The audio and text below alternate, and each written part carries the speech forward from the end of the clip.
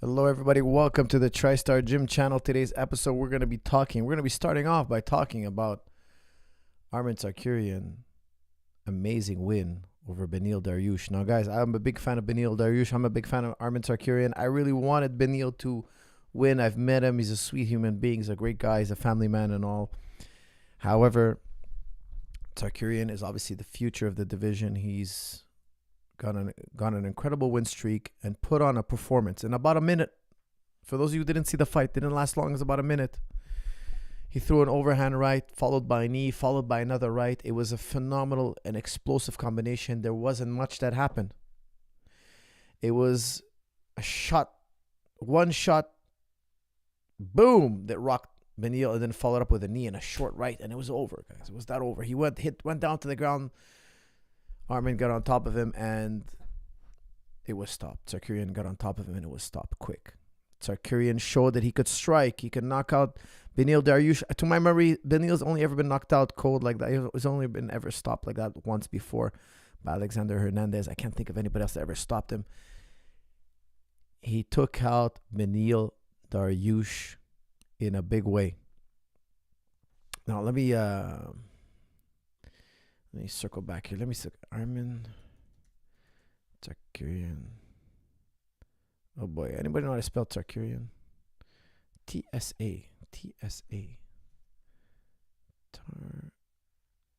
Tsarukyan. Let's look at his topology here. He's been on an incredible run. He has been on an incredible one. Let's see here. He's only ever lost to Gamrot and Islam Makhachev. Okay, now I want to see him fight Makhachev again. I know a lot of people want to see Oliveira fight Makhachev. A lot of people want to see Gaethje fight Makhachev. I personally want to see Arman fight Makhachev. Let me tell you guys why. I've seen the Oliveira Makhachev fight. I don't think it'll be very different. I really expect if that fight happens that Makhachev's going to take it. And then everybody's going to be here on this channel and nobody's going to be happy. If we see the same fight we saw the first time, everybody's going to be upset. Everybody's going to be like, oh, we all expected it. It wasn't good. People are not entertained. If Islam fights Gaethje, I really think he gets Gaethje to the ground and he's going to sub Gaethje. It won't be long, guys. I don't think Gaethje does much jiu-jitsu. I think it's more about the wrestling. And I feel that it's just a matter of time before Islam scores the takedown. And when he scores the takedown, he's going to get cooked. I know I love Gaethje. I'm a big fan, but I just think he's going to get cooked under Islam's pressure. Islam's too good of a submission specialist. We saw what happened with Khabib and Gaethje. It's just a matter of time before the fight goes to the ground. So, not that I wouldn't want to see that fight. I'd love to see that fight. But the one fight that makes me believe that Islam Makhachev could possibly lose, the one fight right now, because I'm telling you guys, I've told you guys way before Islam was ever champion. I've came on this channel, and I told you time and time again, I think Islam is the uncrowned champion. He's better than everybody else. Outside of Khabib, there's nobody who could beat him. I said it. Everybody was talking about this and that fighter. He came in and he cleaned out the division. I'm telling you, the only guy I think stands a chance against Makhachev right now, the only guy, is Tsarukyan. I don't think Gamrot can even. I think Gamrot could put up a good fight, but Islam beats him. Tsarukyan has showed he's got power, he's got explosiveness, he's got finishing ability, his striking look incredible. With that striking, it makes me believe that he has a chance to beat Makhachev because nobody else makes me believe. I want you guys to give me names that you think that make you believe that, guys, by the way, yes, Oliveira did finish. I made a mistake earlier. I said the only one I can remember was Beneil getting finished by Alexander Hernandez. Oliveira finished him, and now he's been finished also by Arman Tsarukyan. 2 finishes in a row. That's a tough journey. That's a tough place to be. But guys, besides that, I want you guys to tell me who else in the lightweight division, other than Arman Tsarukyan, gives you a hope of beating Islam Makhachev. Give me names. My big hope, somebody saying Edson Barboza, I think that's crazy. I love Edson Barboza, but that's impossible. I don't think at all. First of all, he's fighting 145, and he would just get mauled. He would get taken down over and over again. He would get mauled. And I love Edson Barboza. I'm a big fan. We saw him fight Khabib. Khabib took him down repeatedly. It was nasty. I wouldn't want to see that fight again.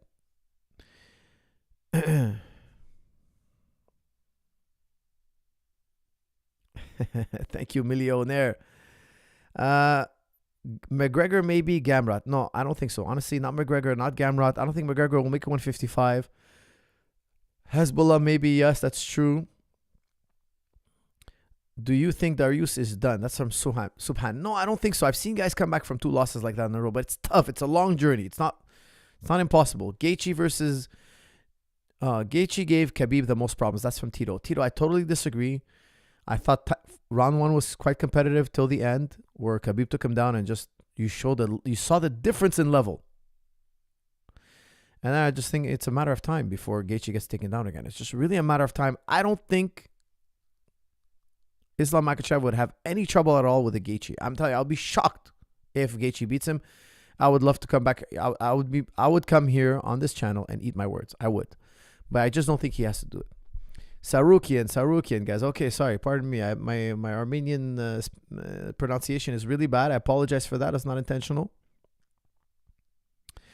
Okay, guys. None of you have a name. None of you have a name at 155. By the way, guys, make sure to check out Man's Guide to Throwing a Punch. What comes with a PDF. It's a crash course on how to build a boxing routine, warm up, technical training, and then conditioning. It comes with a PDF, a video breakdown of all the techniques, and of course, check out Strong and Stable Back. Use the promo code on the bottom of your screen, Holiday50 off. Get 50% off all items on jujiclub.com. World-class martial arts at unbeatable price. Nobody in the world can touch this price. Coach, I saw your walkout for Mark Matson in New York. I screamed, you're a gentleman and a scholar. You the goat, mashallah. Thank you, Nadir. I wish I would have saw you, but I didn't hear that one. That would have made me laugh for sure. What else we got here? Arnold Allen could beat Islam. That's from Ha. Well, 2 different divisions, guys. Islam is a very big lightweight. That's for sure. Very big lightweight. Michael Chandler. Look, Michael Chandler's an interesting name. He's got a lot of power. He's no slouch in the wrestling department. He's no slouch. I just feel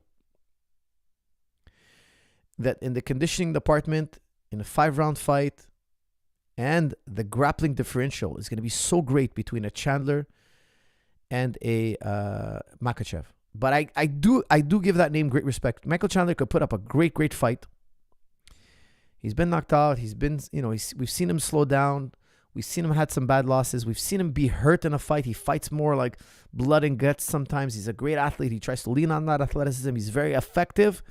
But I think Islam would just be too much. Eventually he's going to get Chandler to the ground, and when he does, it's just going to get ugly. It's just going to be really ugly. The jiu-jitsu differential is so high. I know you guys are going to call it sambo, whatever you want to call it. The ground is so great. The differential is so great. I think Chandler would just get really drowned under the jiu-jitsu. Guys, has he cleaned out the division? Is there nobody to face this man, Islam Makhachev? I think now, after that performance with Arman Tsarukyan, excuse me. How do you say it again? My Armenian is so bad, guys. Tsarukyan. Okay? Arman Tsarukyan. Tsarukyan, excuse me. Man, Tsarukyan, guys. I'm doing my best here. Very, very big, very appreciated for you sounding it out for me, Logan. Thank you.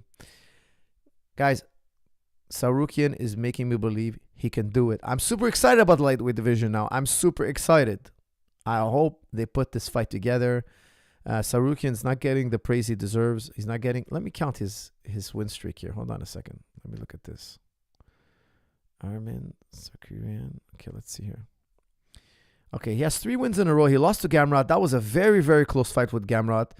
I did give it to Gamrot, but I know a lot of people... I could have seen it going both ways. It was a very, very complicated fight. Very hard, complicated fight to score. Okay, but besides that, he had... His last fight was against Islam Makhachev. He beat Oliveira. He beat Davy Ramos. He beat Matt Frivola. He beat Giagos. Joel Alvarez. Demir Islamagov. Joaquim Silva. That was a very dangerous fight. We got hit with the left hook. He was stunned, and he finished that on top, and he got on top, and now he just knocked out, or TKO, what I should say, Beneil Dariush. Guys, nobody's giving me another name. There's no other name, really, that makes me think they can beat Islam Makhachev. Guys, I also saw the Bobby Green fight. I'm going to give you guys my comments on that fight. Late stoppage. It was a really, really bad stoppage. Jaleel Turner, for those of you who didn't see, he caught he caught Bobby Green with a really bad right hand. Bobby Green was kind of wobbled on his feet. Then he landed another right hand, a 1-2. Dropped Bobby on the ground. He gets on top of Bobby, and he was just hammering fists. I didn't count, but I would say off the top of my head, at least 5 unanswered shots that didn't need to happen. 5 shots that didn't need to happen. Reffing is hard, but this one, I have no excuse for this one. Reffing is not an easy job, guys. Sometimes I put myself in the ref's shoes, and I'm like, split-second decision, not easy to... This was just really bad, in my opinion. This was just a major error on the ref. Like, if I was the ref, I'd feel horrible. I'd have to question my ability to ref. I'd have to question myself. I'd have to retrain myself. I'd have to rethink what happened that night. How could you put... And I love how Bobby Green got up. I was super happy to see him get up, and he was kind of like, he was talking, and he looked alert after the announcement. He looked alert. He looked fine. He looked healthy. But man, I'm really hoping he didn't suffer a horrible concussion, a horrific concussion that's gonna creep up with secondary effects. I hope he doesn't carry this with him. These concussion symptoms, things that are gonna trouble him in the future. These are not things that just go away. He looked fine. He shook it off. He was kind of joking after. He was kind of, oh, man, I can't believe that happened. He was all upset, but he was kind of smiley in a way, how fighters can be sometimes. It sucks, but that was your night to get knocked out. They almost take, a lot of times fighters they understand that we're taking turns hurting each other here. It's not always going to be you winning. But these kind of concussions, you can carry them with you for the rest of your life. I just really feel that the referee had to step in way before. Very difficult fight to watch. I was also very, very impressed by Figueiredo and also Sean Brady. Sean Brady beat Gastelum. I was quite impressed. His takedowns were tenacious, guys. Gastelum made he ended up finishing with a Kimura, but this was a wrestling clinic. He took down Gastelum over and over again, consistently throughout the fight, and he got on top of him and subbed him. Now, I'm a big fan of Gastelum. I've trained with him years back. I've worked with him many times.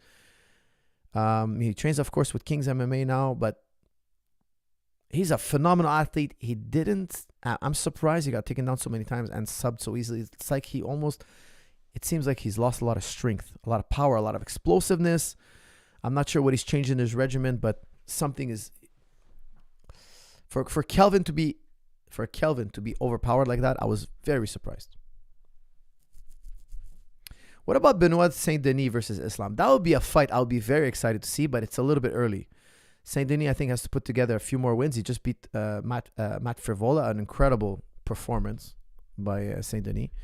However, I think he needs to fight somebody in top 15, like top 10, top 5, before he gets a shot at Islam. But he makes me believe. He makes me believe that 2-3 fights from now he could be in a major title shot. What do you think of Nazar Haxbarat? That's from Sean Nazari. Guys, I never talk about fighters I train, so I'm working Nazat's corner this weekend, so I won't be commentating on his training or whatnot, because I always think it's unprofessional to talk about fighters you train. I got to be super professional, guys, and I don't talk about fighters that I'm working with.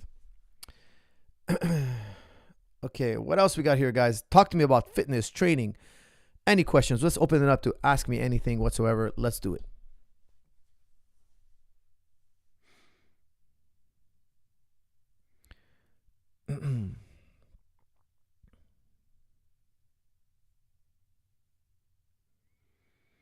GSP versus Diaz. We did that fight. Many years ago. GSP won that fight. Thoughts on Islam without Khabib in his corner? That's from Ahmad. It doesn't make a difference at this point anymore. It could make a difference, but he's so head and shoulders above. I think he could beat any lightweight right now without Khabib in his corner. Khabib makes a difference for sure, but I really think there's that much of a differential between Islam and the rest of the 155ers. Kobe. That's from Swish S. You know what? I would love to see Makhachev go up and fight Kobe. I would love that. If Kobe wins the title, if somehow, some way he's champion, and I was working with Islam, I would tell him go up. go up and fight him. I feel like Kobe's great, yes, but he doesn't have the power Islam has, and he's not the biggest welterweight. It would be a very interesting fight. I think a very doable fight for Makhachev. Robelis Despang, the next Ngannou. Actually, I heard about him, but I didn't miss this fight. I heard he's a really big guy, 6'7" or something like that. I haven't watched this fight yet, but I've heard that he's a killer. I look forward to seeing him fight. Coach, respect. I made the mistake of wrestling dry and locked my lower back in a scramble. What drills should I do? What drills should I do to get a good sweat for wrestling? Well, you got to warm up with technique and then warm up on the ground. Do your parterre. Okay, when wrestlers, they grapple on the ground. They have a totally different rule set. We call it parterre, right, on the ground. Never wrestle. I tell you guys this all the time. Never wrestle dry. Never. You have to have done. Guys, at TriStar, there's wrestling every single day. We roll on the ground for 2 rounds, and then we do stand-up. Not everybody's going to do stand-up. We have a suspended floor for wrestling, so when you land, it's really soft. We have a huge octagon for wrestling, so it's a suspended floor. And then we have a giant monster mat, which is for rolling on the ground. If you don't want to get injured, you have to wrestle on a suspended floor. That's number 1. Number 2, you warm up 2 rounds parterre or on the ground. Okay, in wrestling, they don't call it ground. They call it parterre, which means it's just French for on the ground. And for your back, get strong and stable back. Punch in Holiday 50 off. I have a whole program. I promise you your back will be fixed. Use Alexander Plus technique or Alexander technique. There are many, many things to know, but those are the 2 things to do when you throw out your back. It's an absolute must-have. 80% of people suffer back pain in their life. You must absolutely have this video. It'll protect your back for life. I wrestle every single day. I have 0 back pain. I had a bulging disc. I had a fracture, herniated disc in my spine also. All fixed by the exercises I show you in that video. All right, guys. Super chats are rolling in. I'm going to do super chats and not super chats as well. Coach, why do you pronounce the T in a weird way? I don't know. I learned 3 languages. Okay, I speak 3 languages. So potato, you know. And I live in a country where it's bilingual, but there's so many cultures. So there's so many ways to pronounce a word. Hi, Coach. Goat trotters is a very nutritious dish in every Muslim household in Indian subcontinent, also known as paya shorba. Can RA be cured through diet and exercise? And will there be a relapse if one stops taking medication? That's from BHVK. BHVK. My wife was diagnosed with rheumatoid arthritis. Quick little story, okay? Very quick. I did a bunch of research, and I told her I studied a lot on rheumatoid arthritis. They were giving her medication. Number 1, the medication was giving her major side effects. And I took a deep dive. I'm not a big believer in medication, guys. I love what Hippocrates once said, one of the greatest thinkers in history. By the way, when you become a doctor, you have to take the Hippocratic Oath. You guys want me to read you the Hippocratic Oath? Every doctor has to take this oath.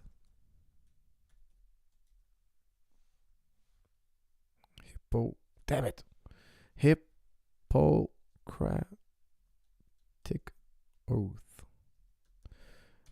I'm going to give you guys a quick story. Okay, here's the Hippocratic Oath. Damn, it's long. Hold on a second. Is this it?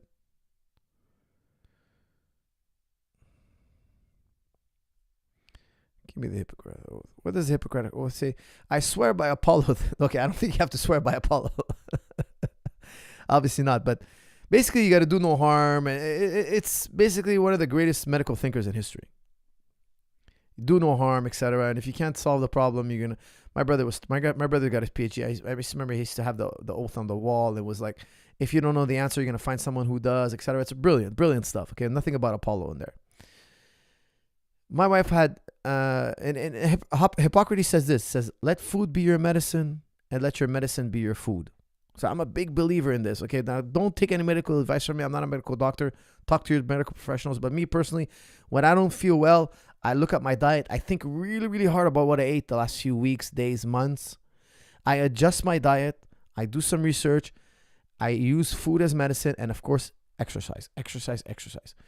I feel that will take away not all ailments, but I would say 80% of all ailments. All your problems can be solved, in my opinion. This is my opinion. I'm not a medical doctor, so take that with a grain of salt. It's worth nothing. What I'm telling you right now is worth nothing. I'm not a medical professional. But me, I'm not a big fan of doctors. I'm really not. I don't do physiotherapy. I don't take medication. I don't take pills. I don't go to doctor appointment. It's very rare. I do go to doctors once in a blue moon. Like, I did get a health check recently, and I only did it because a few friends of mine passed away from cancer, and I was like, could it be? Could it be? Like, it happened all of a sudden. Let me do the responsible thing. I got tested and this and that, and thank God, no issues.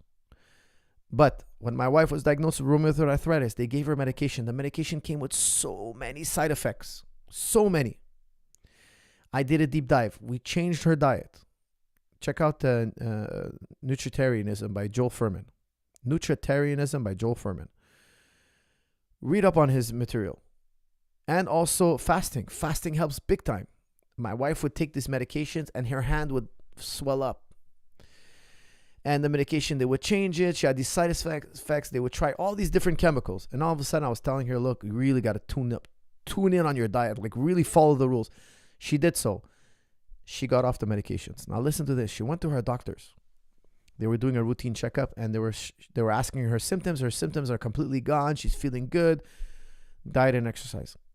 The doctor asked her, okay, what medication are you on now? Like, what was the last one you were doing? She's like, I'm off medication. I don't take any medication. The doctor was stunned. The doctor told her that I've read about people being able to cure their rheumatoid arthritis via diet and exercise. She goes, I've read about the research. You're my first patient in 30 years to do it. Why? Because most people just trust the doctor, but the doctor is in the medicine business. He gives you pills.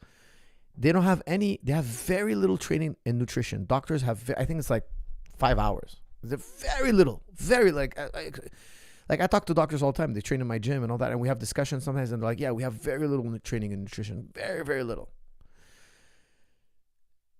Nutrition is massive. It's massively underrated. So I highly, highly recommend you take a deep dive in Nutritarianism. Okay, what else we got here?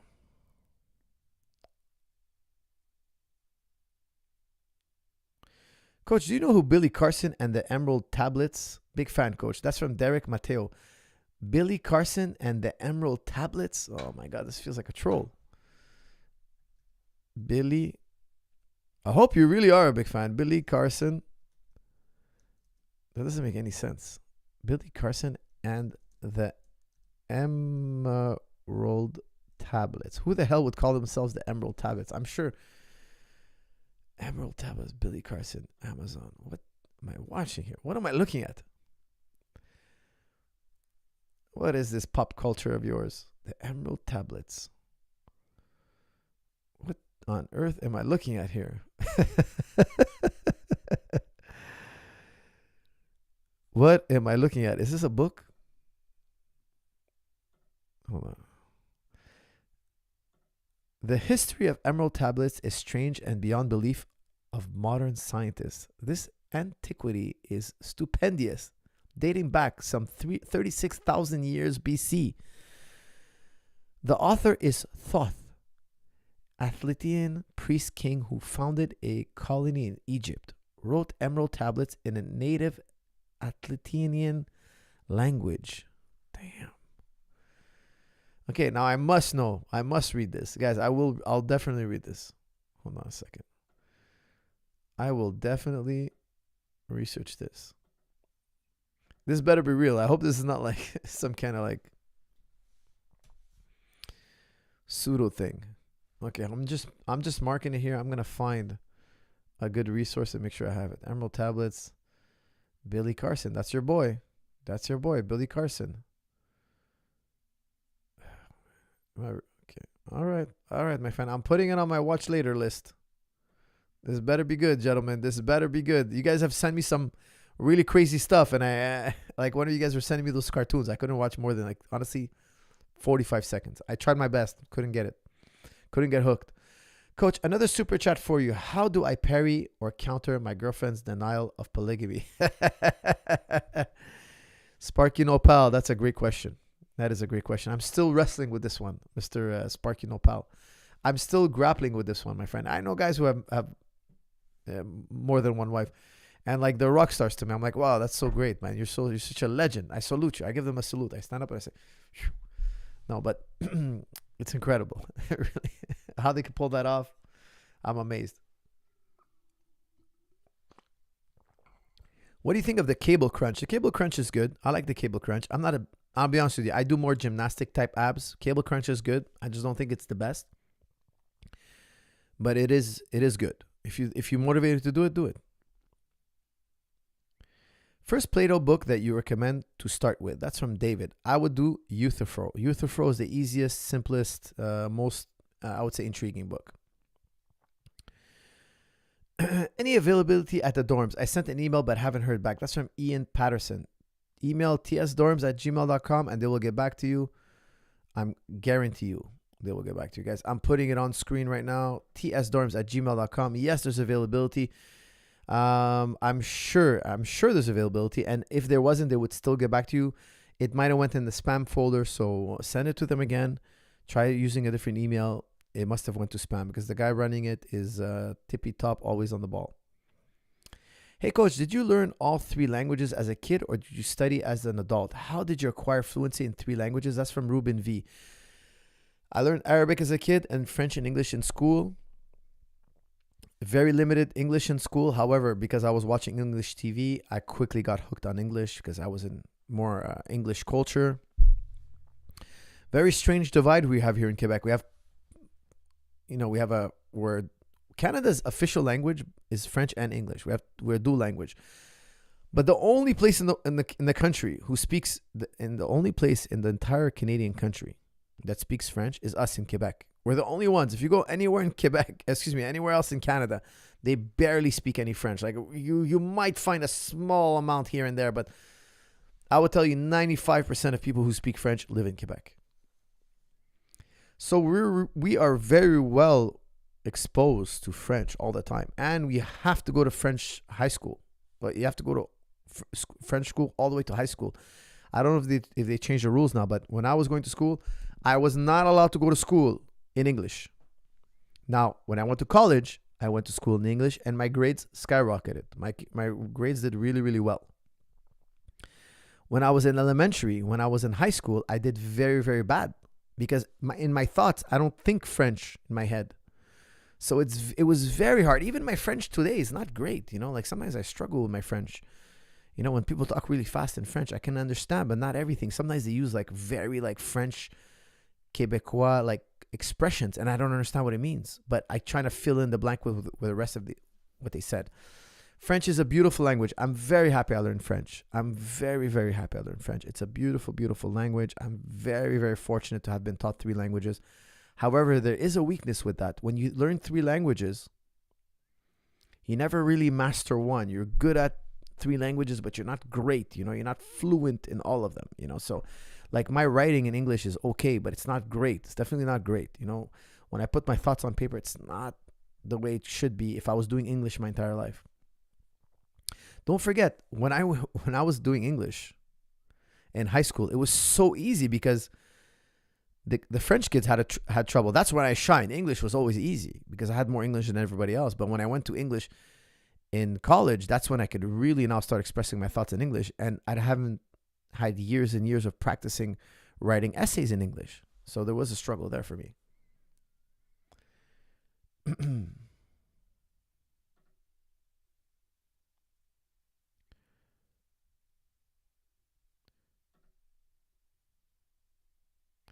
Hey, Coach, what are the best exercises to strengthen the foot?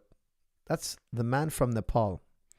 Now, I'll tell you a quick little story. I had plantar fasciitis.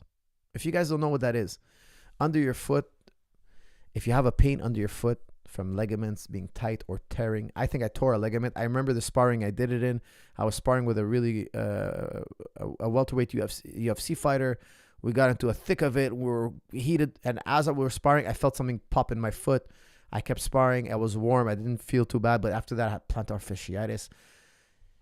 Man, the pain was agonizing. I did everything. I followed everything. Talked to the doctors about it. Nobody could fix this agony in my foot. I did research on it. I tried all their methods, the physio guys on YouTube. I tried everything but pills. I didn't do pills. Okay. I even had the shoes with the spikes, the shoes, they're sandals and you wear it and it has spikes and it's supposed to, it would help, but nothing eliminated my plantar fasciitis. Today, I'll tell you, I have zero plantar fasciitis. Zero. Zero. I don't have any pain whatsoever. I didn't do a surgery. I didn't take pills. I didn't go to a physio. I tried every exercise they gave me. Nothing worked. You know what worked? I was like, you know what? I have a system for this. Let me just do my own thing. I started doing my foot, just standing on the stability ball. I went back to my workouts to heal my plantar fasciitis, and plantar fasciitis went away. The truth is, I should have never stopped doing my routine. I tried everybody else's routine, and it just didn't work for me.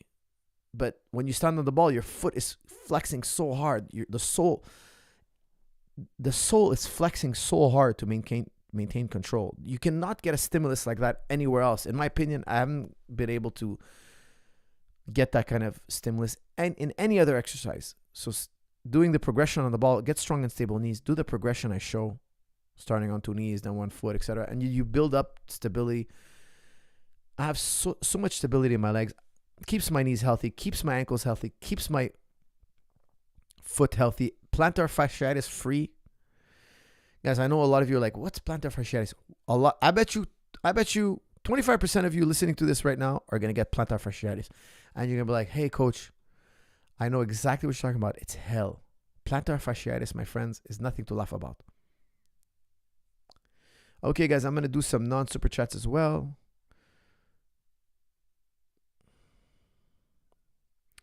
Could Khamzat beat John Jones, Coach Faraz? That's from Chemical Yas. No, he wouldn't be able to. Okay, John Jones would school him.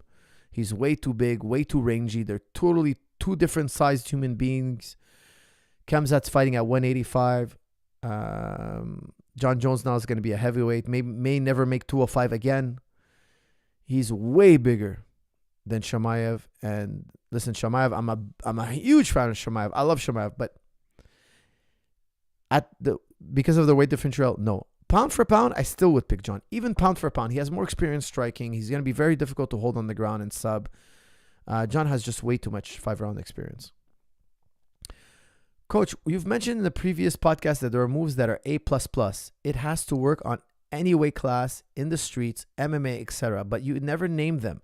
Can you list them so I can learn and master them? That's from Danielle Newman. Okay, Danielle, let me tell you something, okay? I never said they'll work on any weight class, okay? There are weight classes for a reason. I'm just saying that an A++, let me redefine it, okay? Just to be more specific, because I might have exaggerated a little, okay? I'm not saying there are moves out there that will work on anybody, anytime, anywhere, any place, and the guy's dead. No. What I'm trying to say is I categorize my moves. I think that if you don't categorize your moves, you'll never be a great martial artist because your decision-making process will be weak, okay? Like, I'll give you, for instance, I was just rewatching St. Pierre and Bisping. And in the corners, I haven't watched that fight in years. I was rewatching Bisping and St. Pierre. And in the corner, I caught myself telling George to go southpaw. And I realized why. I thought it was great. I thought it was a very good idea, even though he didn't need it. And why? Because when you go southpaw, you're in open stance. Bisping cannot cut the angles with his right hand. Bisping has a very good right hand. It was the only punch that hurt George. He caught George with the right hand in round 2. And I was like, look, an easy fix because George is a very good southpaw. People don't know that. He also does very well in southpaw. And George has a very strong right side kick. With his right leg, he has a very powerful side kick. I wanted him to keep that right hand away at bay, switch stance if needed because he doesn't need it necessarily. But if he feels he needs it, I said you can create space and time your double. And because Bisping was very busy. He was getting busy in round 2. He's pushing the pace on George. I felt George, he needed to control the pace. Now, you have to categorize moves. Do moves backfire? Like, let's say you do a move. It's high risk and high reward. It works sometimes, and sometimes it backfires. That move, I don't want to do it when I'm winning. I want to do that kind of move when I'm losing. Let's say I'm winning. Let's say I'm in a 5-round fight, and I've lost 4 rounds. If this thing goes to the cards, you lose. Now it's time to use high risk, high reward maneuvers. Overhand right, spinning wheel kicks, flying knee. Yeah, I might get tagged. I might get beat. But at least I went for the finish because I got to finish this guy, or else if it goes to the scorecards, I'm going to lose. The reverse is also true. If I'm winning 4 rounds to none and I'm in the 5th round, would I do a flying knee and maybe get punched in the face and knocked out? Like if you guys remember Arlovsky versus Fedor. He just a flying knee, boom, gets caught with the overhand right. Like, excuse me, I had a burp there. There's a time and place for flying knee. But if you're winning 4 rounds to none, it's not time to flying knee, you know. So I categorize all my moves. Now, A++ for me, you're doing it on a guy who's bigger, stronger. He's well trained. He's just as trained as you. It's no gi. It's sweaty. It's deep in the match. You're tired, and you could still do it. That for me is an A++. Those are the best moves. They're far and few between. There are very few moves like that.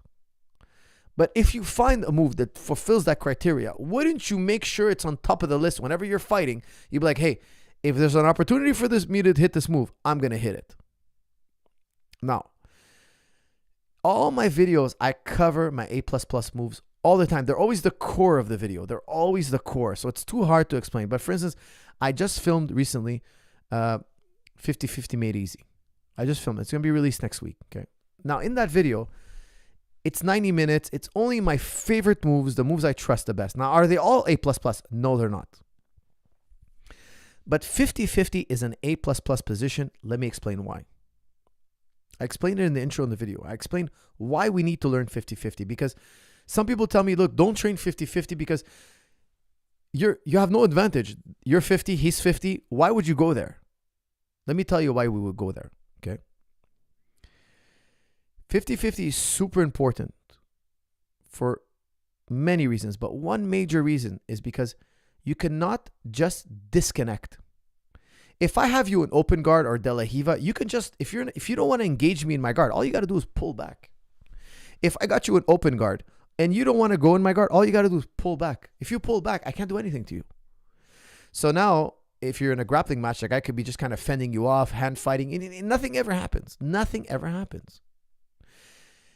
If I'm in a, I don't know, K-guard, the guy can fight my legs free and fight my legs off and just kind of push me away and just disconnect, and I can't do anything to him. Every time I try to pull him on my guard, he's just hand fighting and he's running, like he's being very defensive. And if the referees don't give him a stalling call, guess what? Nothing's going to happen. I'm not going to be able to score on him. A lot of jiu-jitsu is counter fighting. You try this, I counter you with that. I'm talking about bottom position. If you're on the bottom, you're waiting for the guy on top to attack you so you can reverse him or sub him. If the guy, all he does is break grips and hover over you and push your hips away and push your head away, guess what? You're probably not going to score.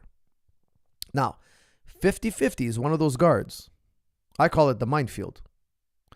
I don't care if you're the biggest superstar athlete. You're locked. You're not getting up and walking away. You're not getting up and spitting out. You're not breaking grips and pulling out. No. You're stuck. Me and you are best friends. We're locked together here, and we ain't going nowhere. And let me tell you something. The heel hook in 50-50 is so strong. You could break anybody's knee. That heel hook angle is so strong.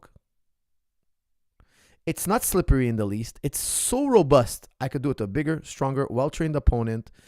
That's why I call it the minefield. If you don't know 50-50 and you make one wrong move, your leg is gone. Your leg is broke. That's why I love 50-50. When I roll with wrestlers, they're big, strong. Today, I was just rolling with a wrestler today.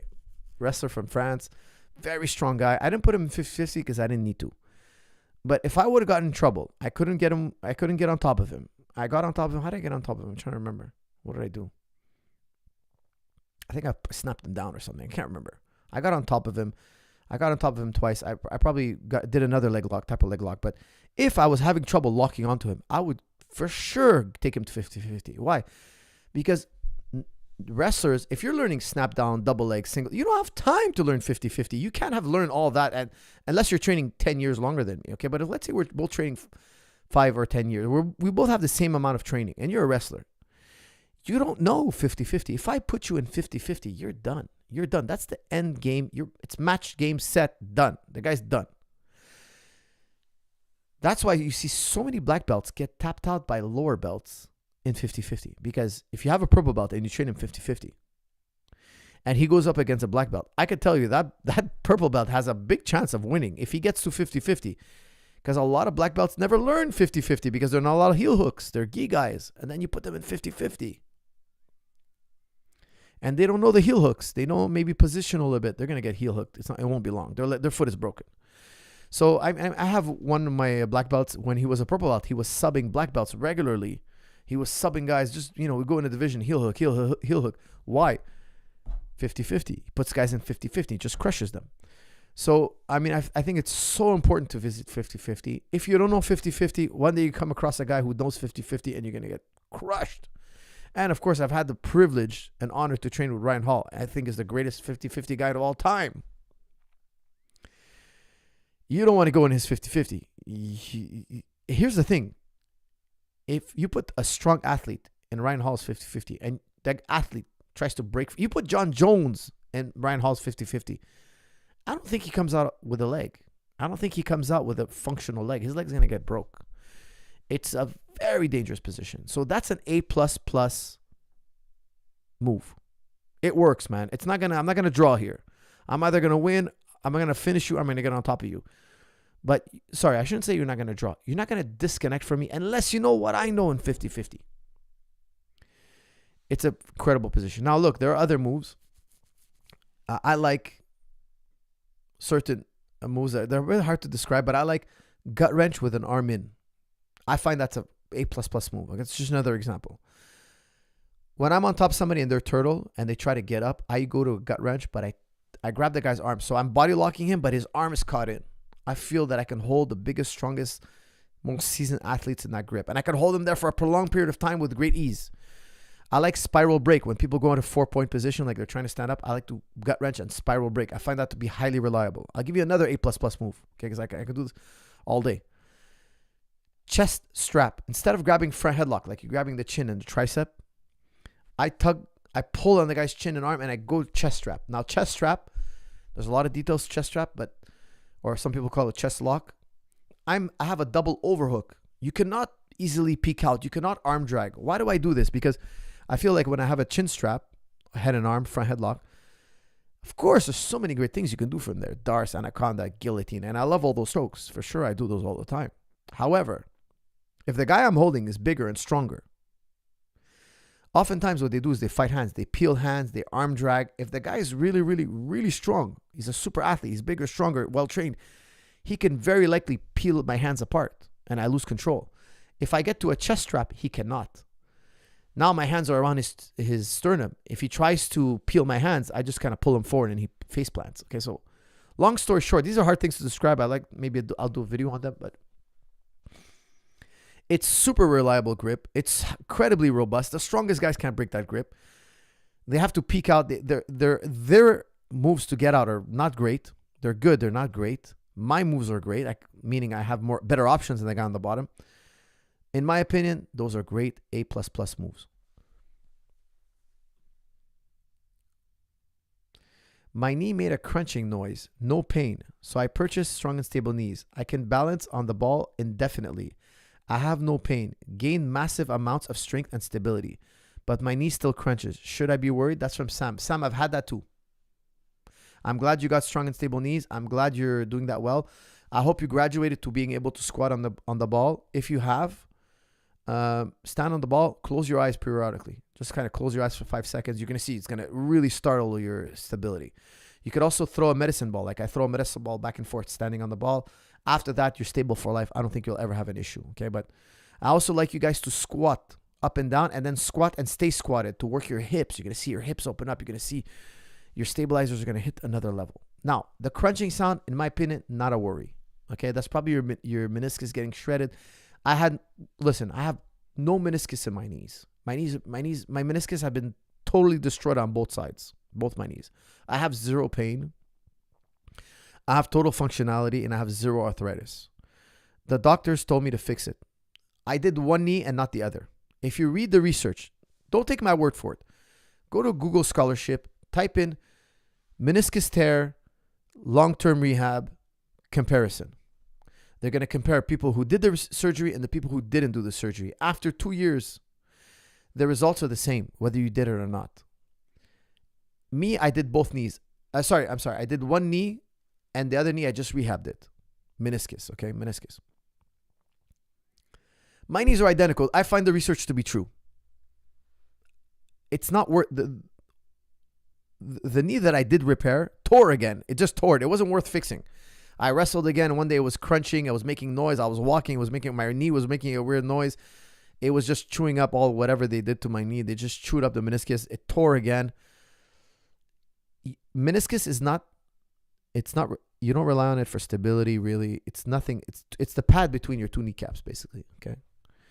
They say you're going to have arthritis, this and that. I don't believe it. Personally, I don't believe it. I don't have any arthritis. I do stabilizer work. I do the routine in strong and stable knees. I have zero arthritis, zero pain. Now, I know guys who had arthritis, but in my opinion, they didn't do the right exercises. They did all sorts of stuff that creates shearing. Okay.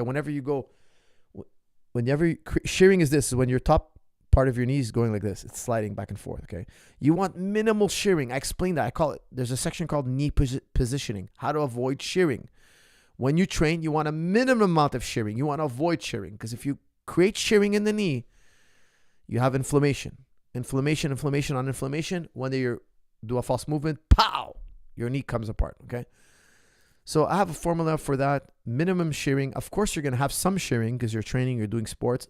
But we want to keep shearing to a minimum and make sure that when we rest, the swelling goes down, the inflammation goes down. I never want my knees to be highly inflamed. Okay, I always take care of my knees, making sure my knees are in a proper state, because inflammation creates instability. Instability leads to injury.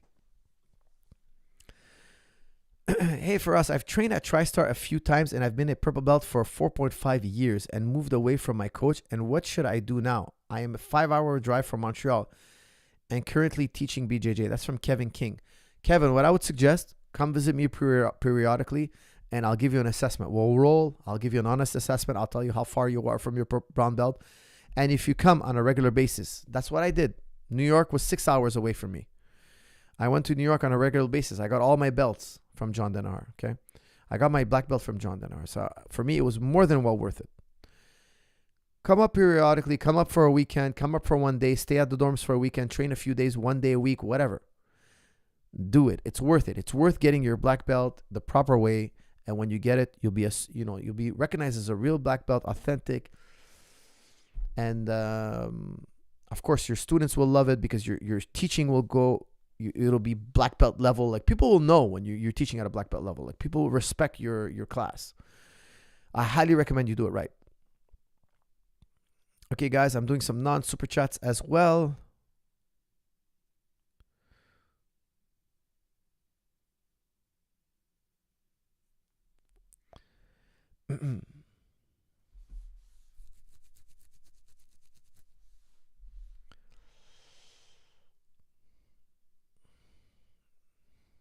Missed my super chat. How could I miss the super chat? And these super chats kind of disappear on me. Fantastic channel, Coach. That's from Tito. Tito, you're a gentleman and a scholar, a man with great taste. Coach, will you ever find a cure for bunion? Coach, will we ever find a cure for bunion? I don't even know what a bunion is. It's not like a freaky thing on your foot. I don't even know what that is. I don't think I've ever had a bunion. Coach, can you scroll up and read my super chat? You missed it earlier. It will disappear soon. That's from Don. Don, I'm scrolling, my man. Okay, Don, Coach, Coach, last time you said morality is an emergent property, so a projection of the mind. But I've heard you say morality is objective from God. That's from Don. Okay, just so you can understand, I never said morality is emerging property. I said everything is an emergent property. Everything. I think, look, it's crazy, okay, because I know it's going to be a little confusing. I think everything is an emergent property, has emergent property within it, except God. That's it. That's what I believe. Everything but God. God is the only exception. Everything else has some emergent property. Every single thing in existence other than God has some metaphysical element. Morality can only exist if there is God. That's what I said. Those are two separate topics. I'm telling you that every thing you experience with the senses has an emergent property within it. It's inescapable. Morality can only exist if there's a God, because if there is no God, then might is right. Who cares? Like there's no right and wrong anymore. You could do anything you want. I wasn't saying that morality is an emergent property. No, I'm telling you, morality is objectively true because of God's existence. That goes because obviously if you have a God, if God exists, he's moral. You wouldn't have an immoral God. That's an oxymoron. Okay. Morality exists because God exists. That's it. If God doesn't exist, morality doesn't exist. Does not exist. Okay.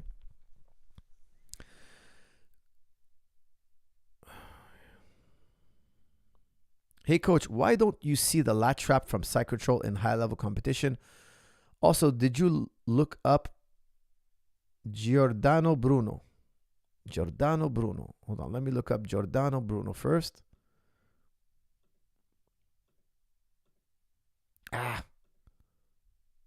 What? Did I delete it? God. Dude, I don't know why I deleted your message. I did it accidentally. I was trying to highlight it. Forgive me for deleting. Giordano Bruno. Don't worry, I remember your question. Hold on a second. Who is Giordano Bruno? Giordano Bruno, Italian philosopher and poet. Okay, yes. I think you guys talked to me about him last time. Unfortunately, I didn't have a chance to look at him yet. I will make a note of it now. Make sure I get my Giordano Bruno philosophy going. Let me see if I can find a quick video to save on my playlist here so I don't forget. Oh my goodness.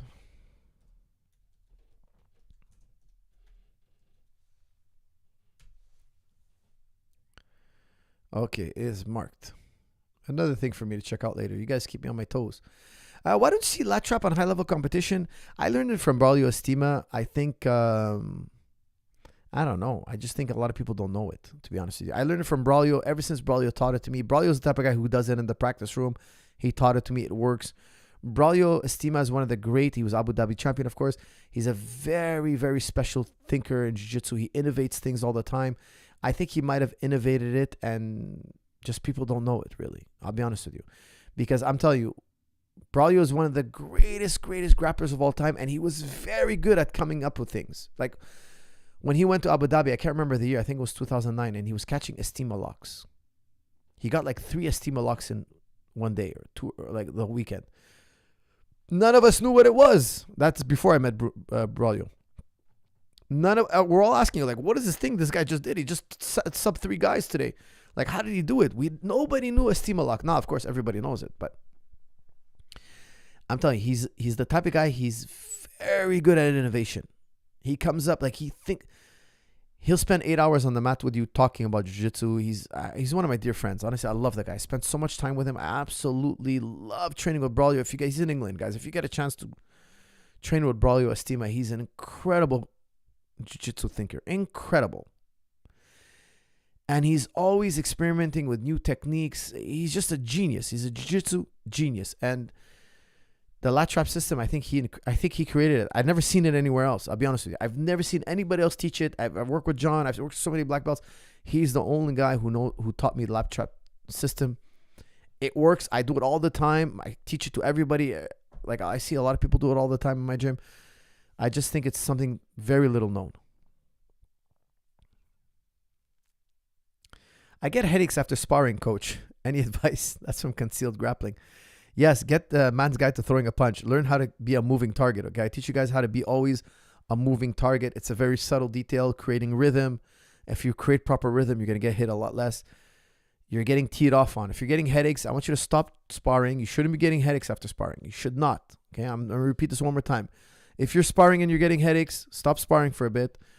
Go back to developing your skill and slowly, I teach in the video how to, guys, a man's guide to throwing a punch, okay? Very important video. Check it out in jujiclub.com. A man's guide to throwing a punch. I teach you how to touch spar and how to graduate later to stronger sparrings. But you guys have to go from technique, drilling, and then touch sparring. Don't go to sparring. Touch sparring, okay? I show you guys how to do that. I also teach you guys how to handle yourself in a street altercation. It's a very short 5-minute segment. Plain and simple. I don't believe in all this crazy, if he has a butter knife, you do this. If he has a kitchen knife, you do that. If he's holding a rock, you do this. No, it doesn't make any sense. I need one answer for every problem that comes, and it has to be the best way to protect myself. Make sure I don't get sucker punched and my vitals are protected. My groin, my throat, my eyes. I have to be in a position where I won't get hit by surprise. I think you should make sure you develop your defensive skills. And always, a fighter should always be a moving target. If you're not a moving target, you're going to get teed off on. If you get teed off on, you're going to have headaches after sparring. All right, what else we got here? Coach, thoughts on Dana White's video about his 3-day water fast experience? That's from Hani Mali. I haven't seen his 3-day water fast experience. Hold on, that's interesting. You guys know I love fasting, so I want to see what his results are. Oh, look at that. 86 hours. Water fast made Dana White go from this to this. The CEO of the UFC has always shared his fitness journey, and recently he took on a new challenge to maximize his strength. In the process of this challenge, Dana made an amazing transformation. For the first 24 hours, he only drank water with electrolytes, and for the next 2 days, he only consumed bone broth. His transformation was very impressive, but it wasn't a miracle.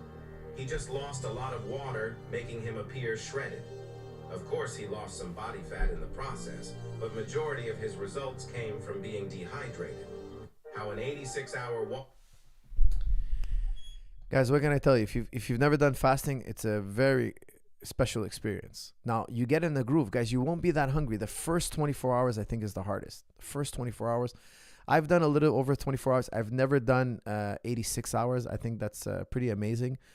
It's not a long-term solution. Like St. Pierre, he does sometimes 5 days no food. It's crazy. But I've done a lot of research on fasting, and George told me like the first 48 hours, 24 hours is the hardest. After that, you kind of get in a groove. They drink bone broth. They drink water. Personally, I don't do that kind of fasting, but I do obviously Ramadan, dry fasting. It gets very intense. It's a very special experience. You know, it recharges your battery when you go back to eating and living normal. It's such a, like, you appreciate food and water and drink. Like, I'm telling you, it's better than, like, people tell me, oh, I'm depressed. Dude, your life is much better than most people. Like, you should learn to appreciate what you have, because if I take away all your luxuries, your car, your routine, your food, like if I give you just a little bit of water a day and a little piece of bread, you're going to be like, oh man, I used to have the best life. You're going to change perspective. That's so important. You know, we're a little bit spoiled in the West. You know, we're a little bit spoiled, and we're kind of like belly aching about things that we shouldn't be. You know, we should remember how lucky we are in this world. You know, in this part of the world, we have everything: clean water, electricity. You can eat red meat every day, man. You're living good. I think water fasting is pretty interesting. I've never done it at that extreme. I found he got shredded for sure, but I think it's temporary. Of course, he's dehydrated. For sure, he went into ketosis. He burned some fat. But it's probably a really good spiritual experience for him, you know, depriving his body. He's the guy who's got, you know, he's a billionaire. He's probably a billionaire by now. He has everything he wants at his whim. Imagine that. He's got the best food 24 hours a day. He's got the best service. He's got jets. He's got everything. And he's saying, I'm not going to drink or eat anything. I find that brilliant, because he's gonna go back to his normal routine, and he's going to appreciate it at a level he couldn't have without being deprived for 86 hours.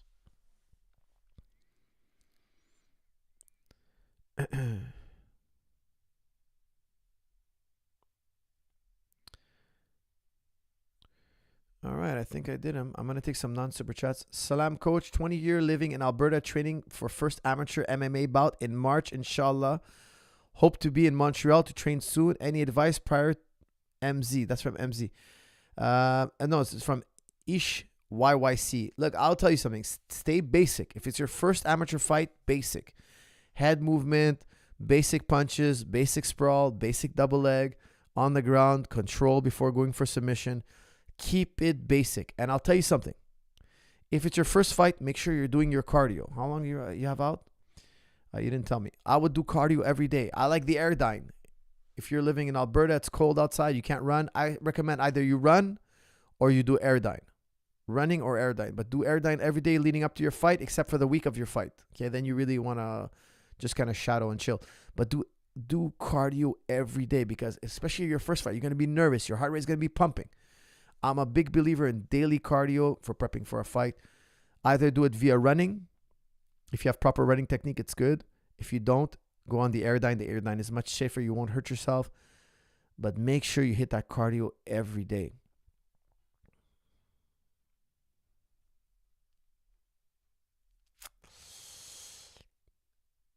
What are your thoughts with training and weed? That's from Azel VS. Look, I've never done that. I've never trained, and especially I don't get high. However, I know athletes who do. And I've trained professional fighters who get high before fighting. It's crazy. I find it crazy. I mean, it's not my thing, but if that's what they're going to do, that's their business. I think it could give you an advantage because I don't know, okay, but I think maybe you're not going to take the pain you're not going to feel as much pain. I don't know what it does. Personally, I think it's because they're so nervous about fighting that when they get high, they're almost not there.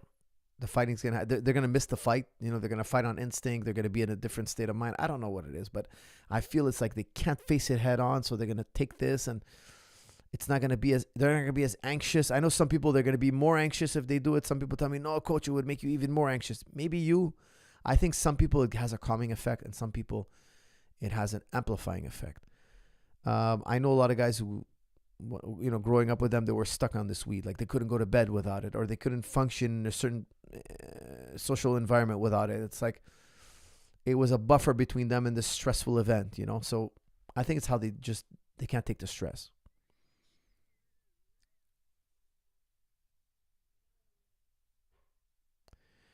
Thought on GTA 6 trailer. Can you watch and give opinion? We'll see a gaming channel from now on, ? Sigma, no, I won't have a gaming channel, but my kids play that game and I don't like it. I'll be honest with you. Let's see. How has it gotten crazier? GTA 6. Let's see. GTA 6. Let's see. 14 hours ago. So this is new. Well, it happened. In a year that has given us a venerable smorgasbord of electronic entertainment goodness, Christmas has come. The Grand Theft Auto 6 trailer finally dropped. And like any self-respecting gamers, we've gone over this thing with a fine-tooth comb, and we are reporting back to you with great excitement. Hi folks, it's Falcon, and today on Game Ranks, 20 things we spotted in the Grand game, and probably related to why Alan Wake... I can't watch this. I'm already bored. I don't know. It looks like it's probably violence, beating up prostitutes, all sorts of stupid things like that. It's such a stupid game, honestly, but whatever, you know, the kids like it. What can I do? How long until Israel-Palestine talk starts up? That's from Alex. Well, he just kicked off the ball. Guys, I really hope this war ends, honestly. I see the news. It's horrific. I've talked about it at length. I'm just going to tell you, we've lived together in peace before. We can do it again. This is ridiculous. There's plenty of room and space for Arabs and Jews to live together. I think everybody should be online trying to diffuse the situation. I was furious with Jordan Peterson. For me, it's unacceptable for him to incite silent violence. It's completely, absolutely horrendous. Israel, in my opinion, is responsible for radicalizing Gaza. They're responsible. Obama said it best. He said the conditions in Gaza are unlivable. They're unbearable. Excuse me. The word he said was unbearable. Guys, if I limited your food, if I didn't allow you to purify your water, if I blockaded you, if I stopped you from fishing to a certain extent, you're not allowed to fish further than 77 kilometers. They calculate how many Gazans there is and they limit them in calories. They want them to be very limited in calories. They remove things like pasta and certain things are not allowed to get in that are not dangerous at all.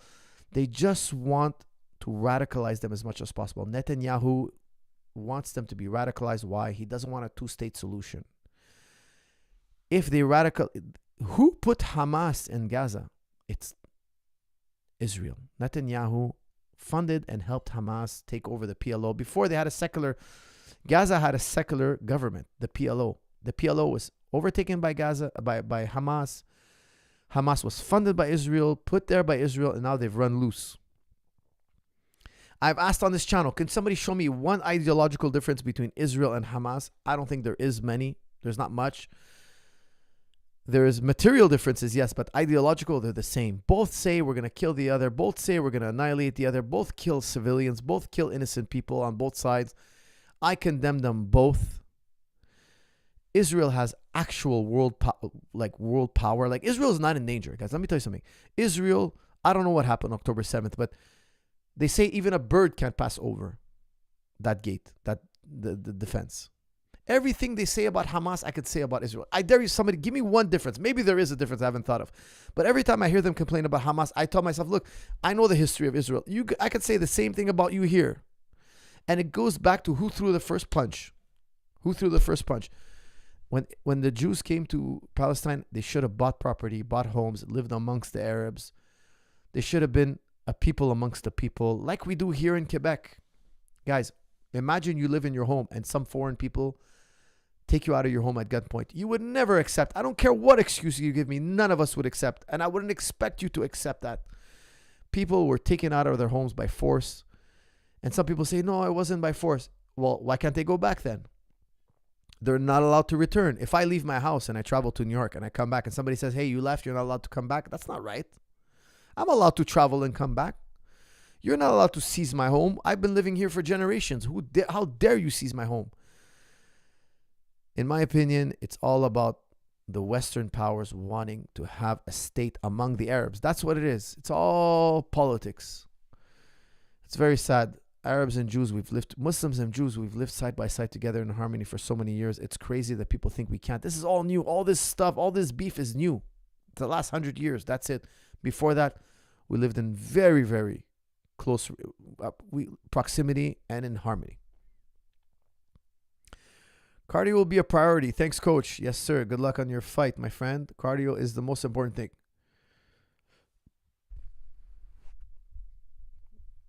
Coach, any advice on overactive bladder being associated with combat sports? That's from wrestling. Wrestling, I've never heard that. Never. Overactive bladder due to combat sports. Never heard that. In strong and stable neck, you say to do headstand on your forehead. How does it work if you say you always need alignment, neck, and spine? When being on the forehead, it looks like your neck is bent. That's from W. That's a great point, okay? Should you do it on the top of your head when you're doing a headstand or on the forehead? When I learned it in gymnastics, it was on the forehead. Because it's the matter of degree that you go. We do tolerate a certain amount of degree of flexion. So I also show in strong and stable neck how to work your neck muscles with a band. And I say it's okay to go a quarter inch. Like, I have a halo in my gym. It's a really expensive piece of equipment, and people, the halo team send it to me. I tell people, look, I don't put on the halo and do rotations. I guess I think you're grinding your vertebrae. Your vertebrae are not meant to do that under load. Your neck was not meant to be put under load and flex. Okay. When you're doing the headstand in strong and stable neck, you're in a static position. Number one, you're not flexing. You're not flexing over and over again. You're just in a flex position, but not for reps. You're in a static hold. Okay, because I don't do bridging back and forth. I don't do it. You'll notice I didn't do classic wrestler exercises where they go back and forth. I feel that wrestlers have neck problems for a reason, because they're creating flexion under load. I don't do flexion under load. I do some flexion to a certain degree in static position. So that's very different, because your body can take it, okay, to a certain degree. Now, the reason why I do it is because you need to be strong in this position. I'll tell you why. When you get punched in the head, your head snaps in that position.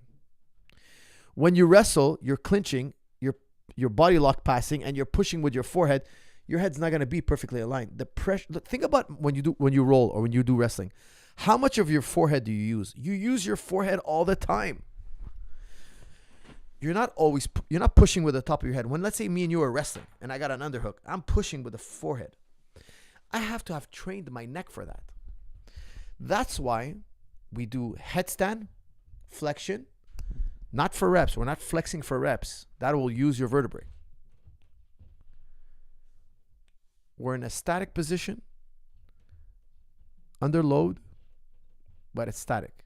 Because you did it statically, you're strengthening your neck for when you're going to be body lock passing, when you're going to be underhooking, Sometimes you're gonna get a punch. You have to be able to withstand pressure. You know, sometimes we do a double, like a spear double, where we go in with our heads. If you don't have a strong neck, man, you're gonna injure yourself.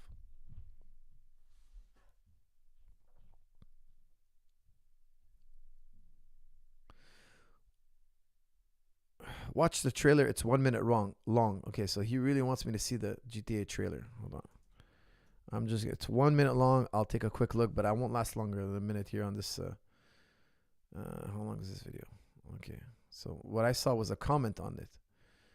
Kids won't be able to play GTA 6. Okay, let's see. It doesn't look like kids are going to be able to play Grand Theft Auto 6. So the ESRB, the company behind putting a rating on each video game, now plans to use facial recognition for age verification.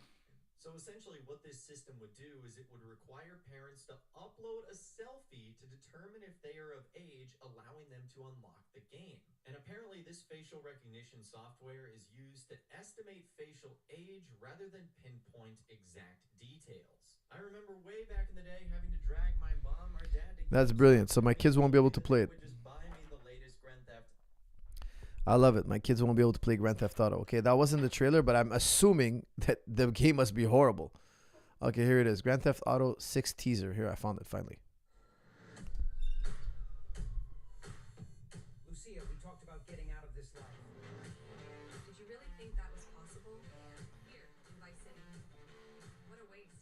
Don't you miss those old days? I do. Guns, cash, drugs, and So remind me what you told me. the cartel leader will fall. And leave a spot open for the two of us. What do you say? I say, one last time.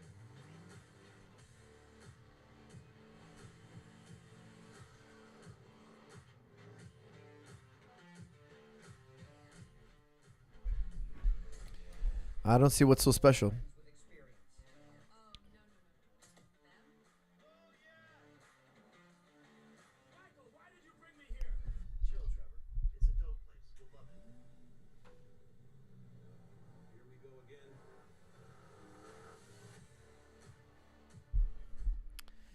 I mean, the production is incredible. You know, the graphics and all that. It's amazing, but it doesn't give me the feeling that I want to play it. It kind of looks lame. You know, you're just, I don't know. I'm not into those kind of games. Cardio will be priority. Did you check out Mullah Sandra's philosophy? That's from Hassan Haytham. No, I haven't, my friend, but I will make I remember I did make a note last time. Oh, guys, that's not the trailer, guys. I can't do this no more. Did Olivier Aubin-Mercier retire? That's from Sigma. Not sure, okay? I think he's taking a break, but he might come back out of his break. They're doing, look, if you guys don't know, PFL has acquired Bellator. So now they're thinking of doing champion versus champion. Every champion from every category. I think that's an amazing idea. I really want to see that. So that would put Olivier Aubin-Mercier, the PFL champion, two-time PFL champion, versus Usman Nurmagomedov, Khabib's cousin. I would love to see that fight. I think it's a great fight. I understand Olivier, he needs a break. He definitely needs a break. He needs to take time off and chill and get back to it. But I think that's a major fight that I don't know if he can say no to it. You know, I'm sure it's going to be big money, etc. But he did fight 4 times in a year for the last 2 years. So that's 8 fights in 2 years. It's very grueling. It's grueling. Just making the weight is grueling. Imagine the training camp. Imagine making weight 4 times a year. It's crazy.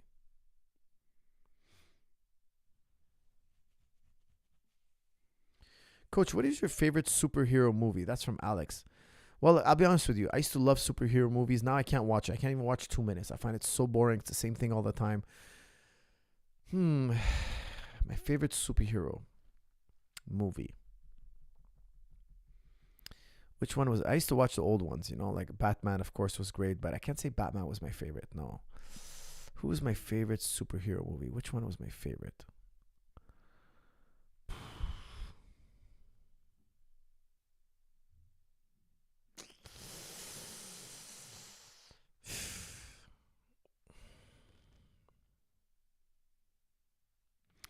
Probably be the X-Men movie. The X-Men movie was cool, but again, honestly, I don't really watch this stuff. I get really bored. I used to like it when I was younger, but now I'm not into it. I used to read comic books when I was younger. I used to collect them and all that. Now it's just too boring.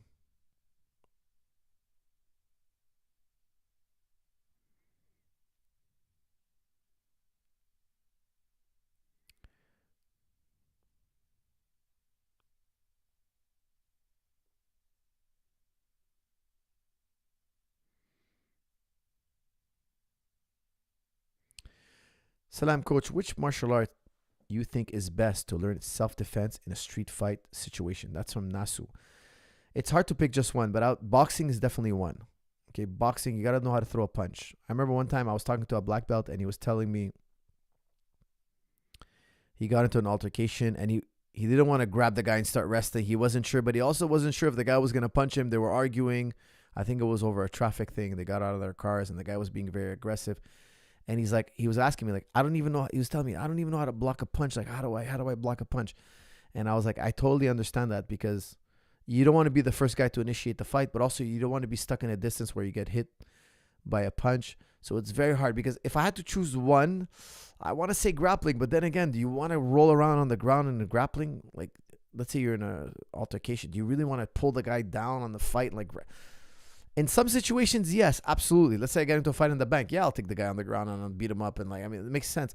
If I'm in the middle of the street, would I do that? I don't know. That's why, I think you have to have one striking art and one grappling art.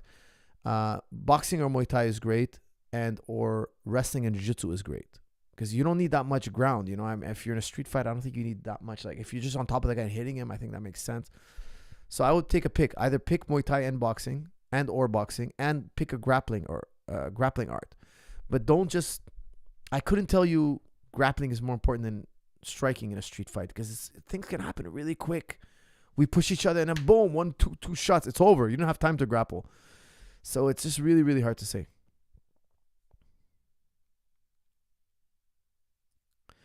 Check out The Last of Us, one of the greatest video games and stories. The story is so good. HBO made it into a TV show. The Last of Us. Oh boy, you guys are killing me tonight.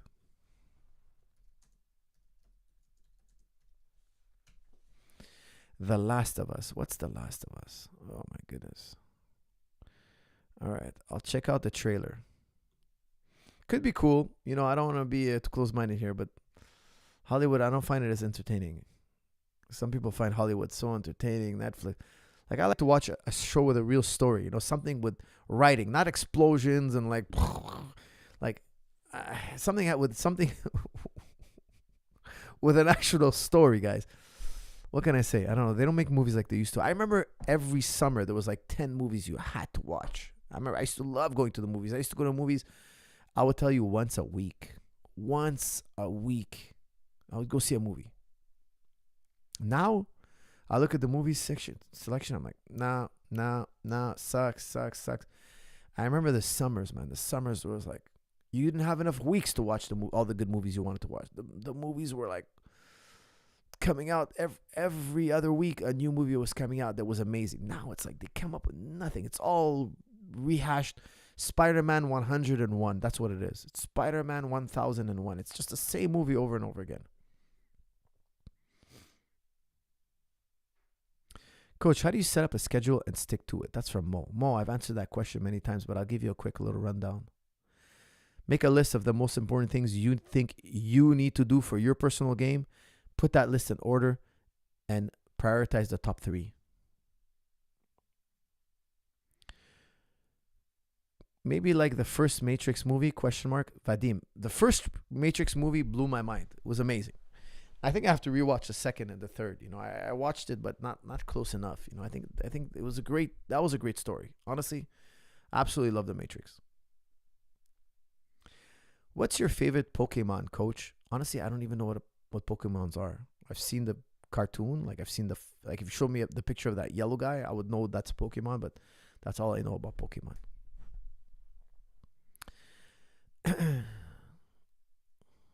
Salam Sensei Zahabi. Have you heard of Majid Rara's discipline of Benny the Jet? Would like to know your opinion of their combat style. Disciple of Benny the Jet, excuse me. Majid Reris. I know Benny the Jet for sure. I watched him for years. Majid, his protege. Let's see here. That's intriguing. What'd you say his name was? Rares. Majid Rares.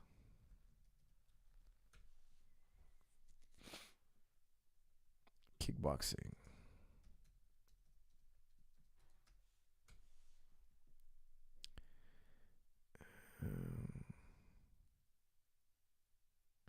No, it didn't come up. Majid Rares. Did you misspell his name? Majid Rahmoud, maybe. Maybe you misspelled his name. Let's see this young man. Hold on. He's doing Muay Thai. He looks like just Muay Thai style. Could be the wrong name. I don't think the name you gave me didn't pop up. Isn't it crazy that the guys who made The Matrix both became trans? No way. Is that true? Hold on a second. Makers of The Matrix trans. No way. Lana Wachowski, formerly known as Larry Wachowski. Oh, really? And Lily Wachowski. American film, television directors, writers, and producers. The sisters are both trans women. You're joking.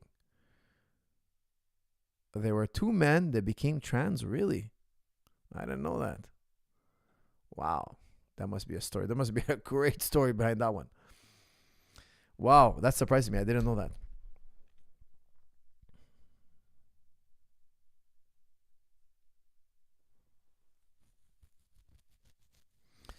They said the movies are about being trans. No, that they didn't say that. I don't believe that. I don't believe. Nuh-uh. Hello from Tunisia. Assalamu alaikum, the initiator. Hello. Some say The Matrix was a movie of transition. No, it wasn't. Definitely not.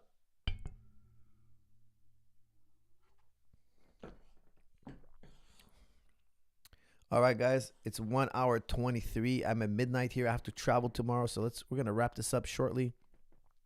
Let's hit this hard at the end. Give me something good to finish off on here. Something maybe a little funny. Something a little bit more lighthearted. Who will be the first trans UFC fighter? LOL. I don't know. Honestly, that would be probably a major controversy. Like huge. Imagine they had a huge controversy just in swimming. Imagine MMA. I think that would light the MMA world on fire. There would be so much difference of opinion. Like people would be fighting over this like crazy.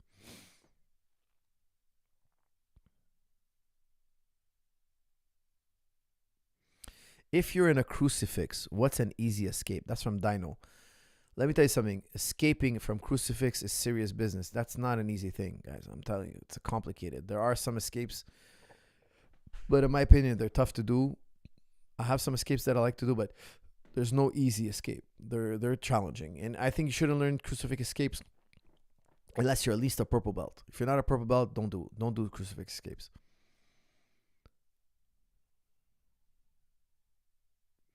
Hey, Coach, what do you think about MBTI, Myers-Briggs Type Indicator? The most common type as MMA fighters tend to be ISTP. What on earth is this man talking about? What is Tyler Myers-Briggs? Hold on a second. Search with Google. Let's see. Oh, personality test. Personality test.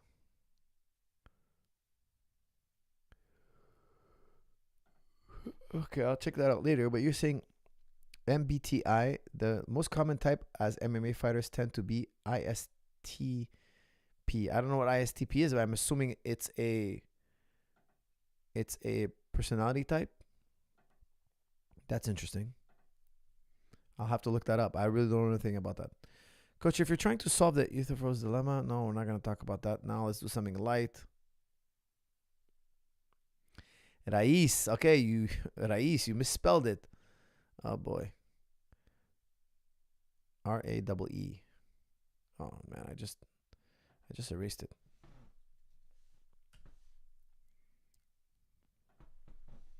All right, let's look at this kickboxer. Majid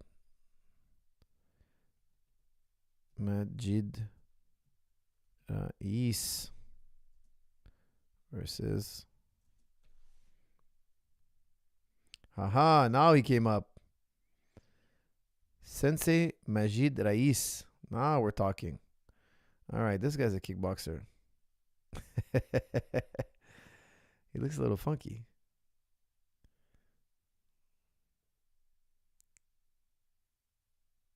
Okay, I'm watching him. I wish you guys could see this. I mean, he looks a little crazy. He looks a little crazy. Wild. He's a wild man.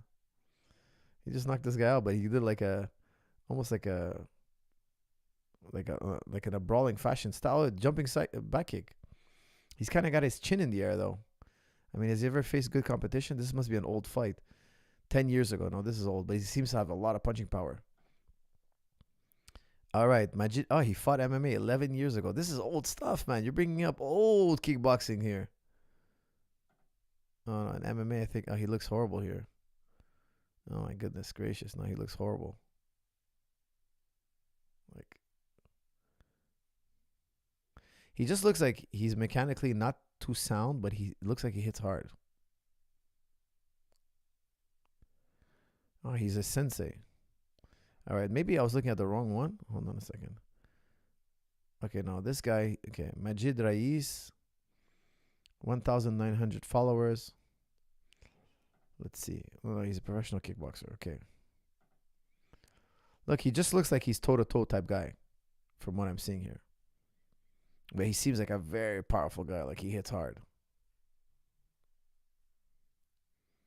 Okay, so now he's just a trainer now, and he used to be a fighter. And I'm looking at one of his old kickboxing fights here from 10 years ago. He looks very stiff, though. Like, he looks like he hits hard, but he's a brawler. It's like almost, he's got a very nice back kick. Beautiful back kick. I see him here with Benny the Jet Arquidez. He just seems like he's a bit of a brawler.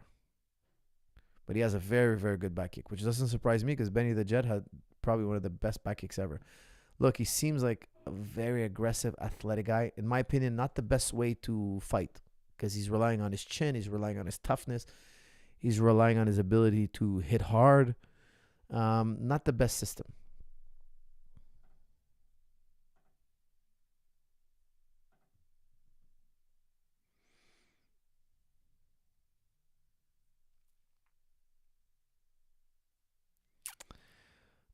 Coach, why do you think there are so little Canadian prospects? That's from Christopher Francoeur.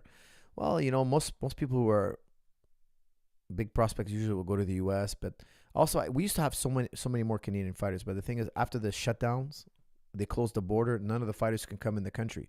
So I wouldn't say they were bred, born in Canadian, but we had a lot of fighters training in Canada. So now Canada's really opened up. You get more attention, you get more training, you get more detailed training. So people are coming back, but before we were really flooded with fighters, so it was tough to work all these fighters. It was really, really tough. Now it's more precise. We're being more precise. We have more one-on-one, more focused training until, you know, and we're growing from there.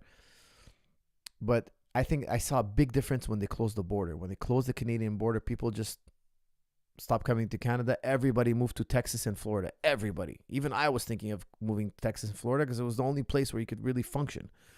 COVID had a major influence on what we're doing today. Major. I know it was like, what are we now? We've been open for over a year and a half, I would say. But we're still living the repercussions. Or has it been 2 years now? Whatever. No, we're going to hit 2024. Yeah, almost, I would say 2 years. We're running off 2 years. But still, we were shut down for 2 years. People were scared to come to Canada. They were like, hey, they can lock you up anytime. Not lock you up, but like lock you down anytime. You know, you can't go outside the house and stuff like that. It was just insane.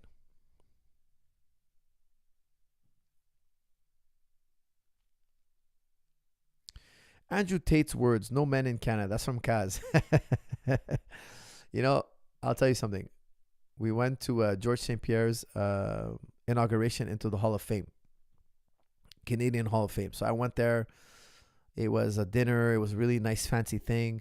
And I thought when I was going there, I thought they were going to make it all about George. You know, I thought it was all about him. So I traveled there. I drove 2 hours. I brought my wife. You know, we we were a bunch of people. We thought we were going to celebrate George's career. And we're all there and we're all happy. And they did a whole thing on curling. You know what curling is? Curling is like it's like bowling on ice. You're bowling on ice. I don't even know the rules to curling. They did a whole thing on curling. Like, they talked up curling. The announcer knew everything about curling. He knew every detail. He was talking about their careers, and the guys were talking about their matches. It was like deep curling. Guys, I know 99% of you don't even know what curling is. Curling, it's a weird game they play on ice. And they have to broom. You have to broom. And then when it was finally George's turn, it was a short segment on George. They talked to George, a small amount. I don't want to say it was a negative experience. It was a great experience, but it was just like a small amount of George. And they announced him as the champion in the sport of UFC. They didn't say in the sport of MMA or UFC champion. They said a legend in the sport of UFC. Like, they got the sport wrong. They didn't know anything about his career. They didn't know when he won a title. They didn't know anything. Like, they knew the announcers knew everything about curling. When they interviewed him, they knew everything about curling. Nothing about MMA. So it was a running gag. We're laughing. We're joking about it. I was like, oh, look, you took the back seat to that. Like, literally, we were sitting behind the curling team. They were sitting on nice VIP couches. We're on a table. Nice table. Like, it was a beautiful event. But I thought George was like the star of the show. MMA, like winning MMA, like winning a world title in MMA, being undefeated for 9 years. Like, what an insane accomplishment. But no, the star of the show was the curling team. Now, the curling team, I don't know if you guys know this, but I sent later that night, I sent Georgia, because I was making fun of him the whole night. I was telling him, St. Pierre, what's St. I got these, like, curling. Like, I was telling him how, I was just ragging on him. I love the guy. I was just, he was laughing. I was cracking him up.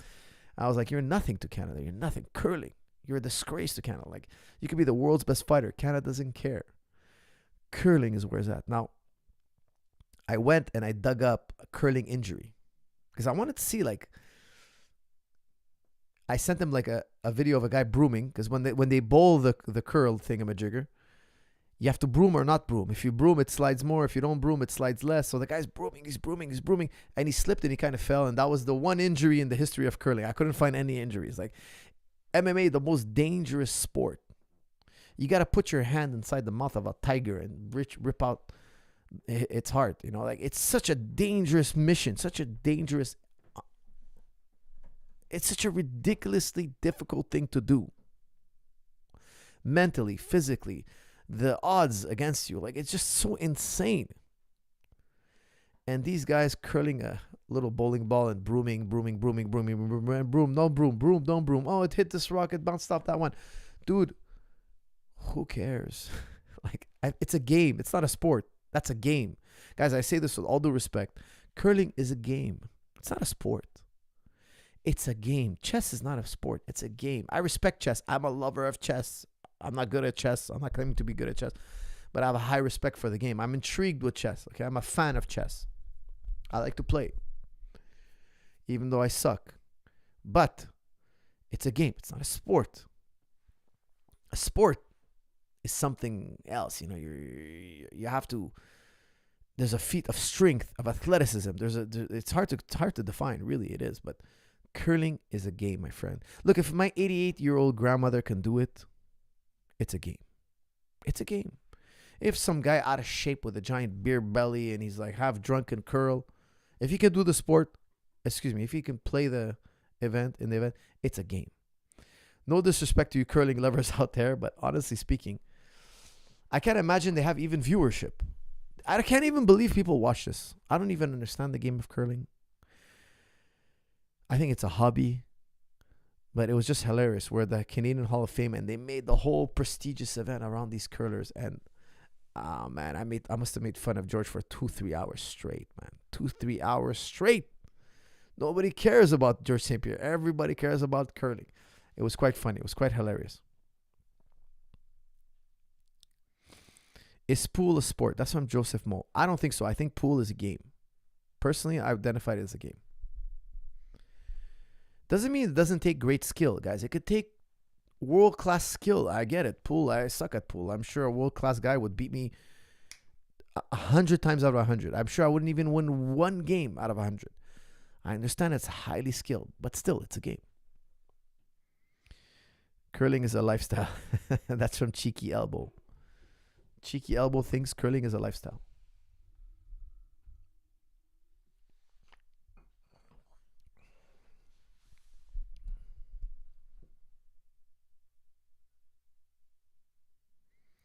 Jazakallah Kaz. Jazakallah khair. Check out Sayyid Al-Qazwini lectures on Ibn Arabi's view on hell. That's quite interesting, actually. You piqued my interest. Let me see if I can find that. That is something that would pique my interest. And there it is. That actually is something I will listen to very certainly. Thank you for that that recommendation. Coach, what sport do you think has the best athletes? That's from Braden Clues Proctor. Wow, that's a great question. I will tell you football for sure. Football is up there. Wrestling. MMA. MMA, no doubt. Jiu-jitsu, only because they have so much steroids. Take away the steroids, they're not great athletes, okay? Because they don't train like wrestlers do yet. It'll come. Or I should say a small amount do. But I think jiu-jitsu superstar athletes is coming. It's just not there yet. The sport is not matured enough. But you do see it, but those guys are on gear. In wrestling, you have real natural athletes that are superstar. They're superstar athletes and they're natural. Believe me, I know 100% this is true. Boxing has some phenomenal athletes. Phenomenal. Basketball, phenomenal. Guys, it's just so hard to pick, but phenomenal. Track and field. My goodness gracious, man. The athleticism is impeccable. Incredible.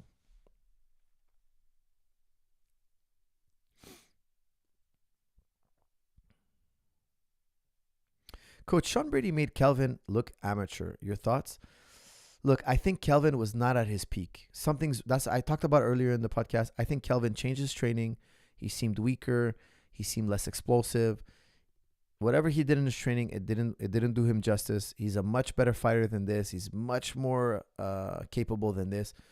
And not to take anything from Brady, he fought a perfect game, but it just seemed like Kelvin was leagues below.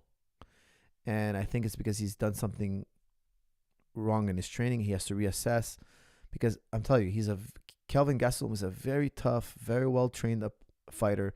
He could do way better than this. Okay, guys, I'm looking for something to end this on. What do you think about Moroccan fighters? That's from Aloudi. Guys, I love Moroccan fighters. I train Moroccan fighters. I absolutely love them. A salute to Morocco, my dear friends in Morocco. I just trained with Aloui a couple of months ago. He was the one champion. He beat Superlek, a killer. I got to work with him, a true killer in the striking art. What can I tell you? And a gentleman, an incredible man, human being. He wants to do MMA. I hope to train him in the future in MMA. An incredibly hard hitter. Incredible, man. This guy, when he hits you, man, you feel it. He beat Superlek. I'm super happy for him. Guys, he beat Superlek, a legend in Muay Thai. A legend. An incredible fight. Check it out on Glory. Excuse me, not Glory. One FC. Not Glory. Did I say Glory before? He's the ONE FC champion. I think he just relinquished his title because they didn't agree on terms, but he's a phenomenal fighter and he could beat anybody standing up. Kickboxing is the best in the world. Coach, your show is arguably #1 on YouTube. Are you aware of that? Shiz, you're making me blush here. Always look forward to it. You think Kelvin ain't feeling like a beast anymore just because of his losing streak? Shout out to Kelvin, one of the OGs. You're very right, Shiz, my boy. He's one of the OGs, definitely, but his last performance, I think something was wrong with his preparation. He has to go back to basics, strength training, developing explosiveness. I just think he underperformed completely. He's way better than that. He's a skilled fighter. He could do way better than that.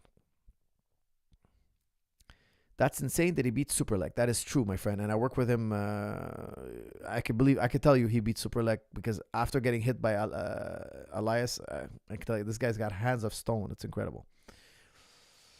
Okay, guys, what else we got here? ONE FC is underrated. That is very true. Very true. They put on superstar fights and nobody really talks about it. Like two Thai guys that are like they're so amazing, man. They have Yotz and Clyde. They've put an MMA Muay Thai guys doing fights in MMA. It's insane. Shout out to Jonathan DeBella, who is also champion in ONE FC. He also trains in Montreal as a superstar. He's been training with my gym when he was a kid. Great guy. Angelo DeBella, his father, also world champion. Great family, super talented, and incredible people. Okay, guys, let's wrap this up. I need something fun and entertaining to wrap this up with.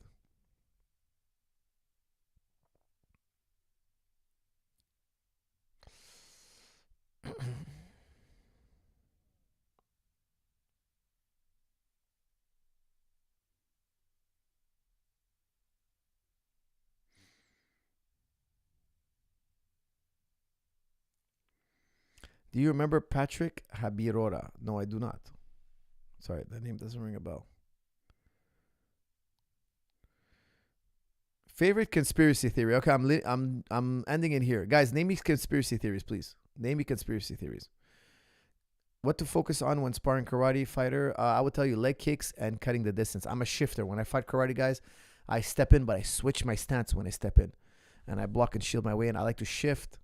Okay, so I kind of like almost like you're walking. I like to skip, shift, etc. I use a variety of footwork and kicking the leg. Okay, guys, give me 9/11, COVID conspiracy, JFK, Freemasons, moon landing. These are good ones, man. These are all good ones. What would your stripper name be? Pass, cheeky elbow. I wouldn't have a stripper name. Bermuda Triangle. That was ridiculous. They stopped talking about Bermuda Triangle. I mean, Bermuda Triangle was not, I don't know. Whatever happened to the Bermuda Triangle? I don't even know. They used to talk about it all the time, and now they haven't mentioned it in 20 plus years. All right, moon landing, Freemasons, JFK, 9/11. Oof, these are good ones. You know, guys, I'm not big on conspiracy theories. Which one's my favorite one? Deep State. Epstein Island. I don't know much about that one. I can't wait how they're going to explain October 7th. That's the one I can't wait to hear. Like 8 hours. They said 8 hours till respondents were there. I can't believe it. UFOs. Is there some pizza in the gate or something? Slip. Very slick. That one I don't know much about, but somebody told me about it. I'm like, can't be emails like this. This has got to be code. It has to be code, obviously. But I mean, it sounds so perverse. Soulful. Check out my last 2 podcasts. I have it in there. I've done that already. Advanced civilization below sea. That's interesting. I've seen like weird UFO-like things. Flying objects come out of the sea, but I don't know if the footage is fake. It's on YouTube. It's kind of intriguing, but hard to say.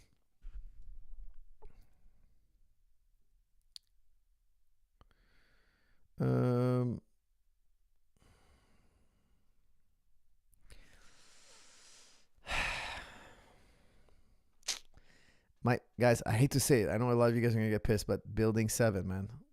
9/11, Building 7. How come that building collapsed? It was not hit by a structure. It was not hit by a plane. It was not hit by any falling debris. Yes, there was a fire. How did the fire start? Exactly. Why would it collapse from a fire? It's highly unlikely. 9/11, Building 7 specifically.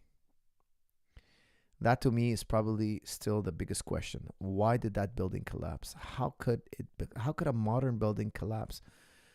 Very, very difficult to explain. Maybe it was debris from the 9/11 buildings, the Twin Tower buildings, I should say.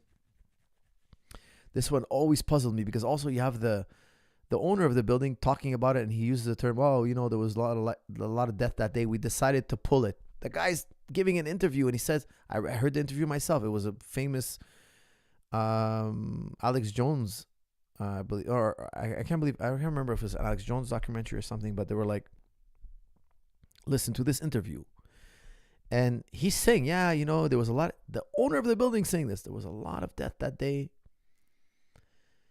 And we said, look, we don't want any more deaths, so we decided to pull the building. What are you talking about? First of all, you evacuate the building.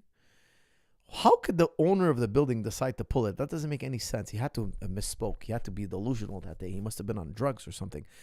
Imagine my building's on fire. I own a building and I decide to pull it. You don't make, no building owner makes that kind of decision. That's not how things work. The firefighters decide how that building's going to be taken care of. It's a firefighter's jurisdiction. They're say, not the, oh, my house is on fire. My house is on fire. I decided to pull my house. I decided to detonate my house. No, it doesn't work that way. You go to jail if you do that. That's an absurdity. It doesn't make any sense. So in my opinion, like, how could the guy have said that? It doesn't make any sense. The firefighters say, oh, well, the owner decided to pull it, so let's pull out. Let's all make way for this explosion. He can't do that. Obviously, he must have misspoke. It doesn't make any sense. I would love for somebody to make sense of that for me. Guys, with that said, I love hanging out with you guys. Thank you very much for tuning in. Please like, share, comment. Make sure to use holiday 50 off. Guys, don't forget the promo code. A lot of you guys buy and then forget to put in the promo code. Don't do that. We can't do anything about it. So please punch in holiday 50 off. Thank you all for tuning in, and I will see you all in the next episode.